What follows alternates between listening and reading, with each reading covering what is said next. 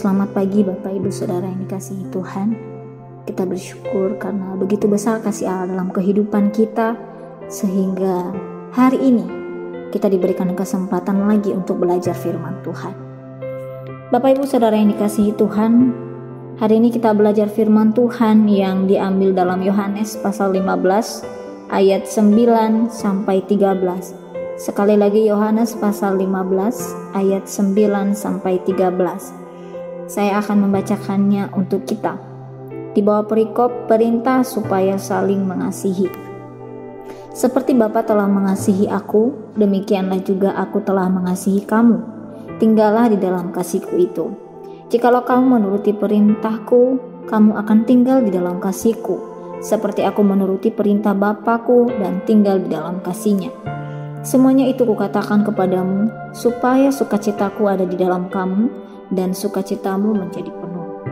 Inilah perintahku, yaitu supaya kamu saling mengasihi, seperti aku telah mengasihi kamu.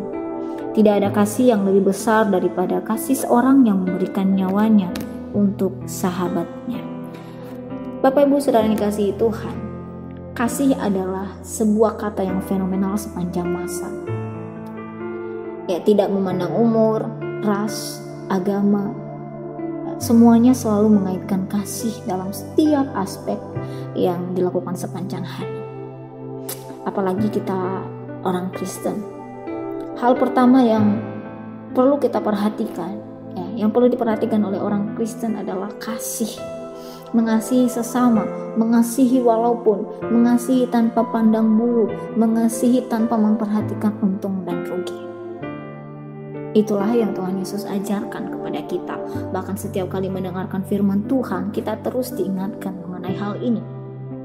Namun Bapak Ibu Saudara-saudara yang terkasih dalam nama Tuhan, pada kenyataannya kita bisa melihat bahwa kasih yang diberikan dunia tidak murni seperti yang Tuhan Yesus sampaikan atau yang Tuhan Yesus ajarkan. Karena kita bisa melihat bahwa di dalam kasih yang ditawarkan oleh dunia, di situ terdapat banyak sekali ketidaktulusan. Padahal Tuhan Yesus mengajarkan supaya manusia mengasihi dengan tulus tanpa memperhatikan untung ruginya, tetapi mau rela berkorban demi yang dikasihinya. Ada banyak yang kita lihat, ada orang yang mengasihi karena ada sesuatu, mengasihi karena menginginkan sesuatu, karena ada motivasi-motivasi tertentu. Sedangkan Tuhan Yesus mengajarkan kepada kita bahwa kita mengasihi dengan kasih yang murni tanpa ada motivasi tertentu. Firman Tuhan yang baru kita baca ini menjelaskan kepada kita bahwa ada satu kasih yang lebih besar, yaitu kasih yang memberikan nyawanya. Artinya kasih yang rela berkorban di ayat yang ke-13, tanpa memperhatikan untung dan ruginya. Kasih itu hanya kita ketemukan di dalam Yesus. Kita bisa melihat bahwa karena kasihnya sendiri ia mau mati untuk kita. Ia rela berkorban tanpa mempedulikan bahwa ia pergi ke dunia di tempat yang hina, ya. Untuk apa? Untuk menembus kita. Bapak Ibu Saudara dikasihi Tuhan, kasih ini adalah kasih yang luar biasa besar. Dan di ayat yang ke-12 dikatakan bahwa inilah perintahku, yaitu supaya kamu saling mengasihi seperti aku telah mengasihi kamu. Aku di sini adalah Tuhan Yesus sendiri. Tuhan Yesus menyampaikan kepada kita bahwa Dia sudah mengasihi kita, maka kita juga harus mengasihi sesama seperti Dia mengasihi kita. Pertanyaannya, sanggupkah kita melakukan kasih yang seperti itu? Bapak Ibu yang dikasihi Tuhan, sebenarnya Yesus melihat ketidaklayakan kita. Ya, kita tidak layak menerima kasih Tuhan. Karena apa? Karena pemberontakan dan ketidaktaatan kita kepadanya. Namun, walaupun kita tidak layak, walaupun kita sering kali memberontak, walaupun kita sering kali tidak taat, Ia tetap mau mengasihi kita yang tidak layak ini. Sehingga kita bisa melihat, Ia turun ke dalam dunia menjadi manusia. Dia menderita, Dia sengsara, dihukum, dihina, bahkan mati bagi saya dan saudara. Bapak Ibu Saudara yang dikasihi Tuhan, tidak bisa saya bayangkan ketika hal itu sebenarnya yang menimpa kita. Harusnya di dalam Yesaya 53 dikatakan bahwa ganjaran yang mendatangkan kecelakaan kepada kita sebenarnya ditimpakan kepadanya. Dia yang tidak berdosa, tetapi dosa kita ditimpakan kepadanya. Supaya apa? Supaya kita bisa selamat, ditebus olehnya. Itu karena kasih-Nya. Tanpa Allah memberikan kasih yang sempurna, kasih yang hebat, kasih yang besar kepada kita, maka tidak ada satupun manusia yang luput dari kematian kekal. Bapak Ibu Saudara yang dikasihi Tuhan, hal-hal yang ditakutkan oleh setiap orang, oleh manusia di dunia adalah kematian kekal tanpa penebusan. Saya tidak bisa bayangkan ketika kita mengalami kematian kekal tanpa penebusan daripada Tuhan. Sebab di dalam Roma dikatakan upah dosa ialah maut. Artinya kita yang berdosa, kita seharusnya dihukum mati akibat dosa-dosa kita. Maka kalau Tuhan Yesus sendiri tidak menebus kita, maka kita tidak akan pernah memperoleh penebusan, dan kita yang menerima hukuman itu. Bapak Ibu Saudara dikasihi Tuhan, oleh sebab itu kita seharusnya bersyukur untuk kasih terbesar yang telah kita terima. Karena kita telah menerima kasih terbesar itu, maka harusnya sudah tidak ada lagi alasan bagi kita untuk berusaha mengasihi sesama seperti yang Yesus ajarkan kepada kita.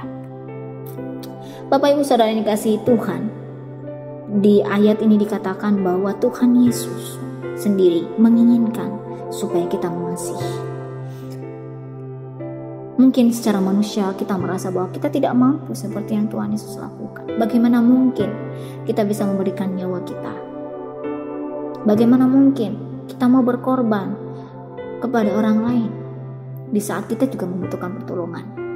Tetapi Bapak Ibu Saudara yang dikasihi Tuhan, kita dalam firman Tuhan yang kita baca ini mengingatkan kita bahwa yang pertama, sebenarnya kita harus menyadari bahwa kita telah diberikan kuasa oleh Tuhan untuk mengasihi seperti Yesus. Memang secara manusia kita menyadari bahwa kita tidak bisa mengasihi seperti yang Yesus lakukan. Tetapi karena kita menyadari bahwa kita telah diberikan kuasa, berapa kali dalam firman Tuhan dikatakan bahwa kasihilah sama manusia, bahkan kasihilah musuhmu dan berdoa bagi mereka yang menganiaya kamu. Kasih siapapun di dalam dunia ini. Sama seperti yang Tuhan Yesus ajarkan. Artinya bahwa ketika Tuhan Yesus berkata di ayat yang ke-12, inilah perintahku, yaitu supaya kamu saling mengasihi seperti aku telah mengasihi kamu. Ketika Tuhan sudah menyampaikan itu, artinya kita sebenarnya mampu untuk mengasihi. Karena Tuhan sudah memberikan kuasa kepada kita. Ketika Tuhan menyuruh kita melakukan sesuatu, Dia tidak mungkin mengatakan sesuatu yang di luar dari kemampuan kita. Artinya kita mampu, kita telah diberikan kemampuan. Yang kedua Bapak Ibu yang perlu kita pelajari bahwa kita harus menyadari bahwa kasih adalah pengorbanan dan tidak mengharapkan imbalan.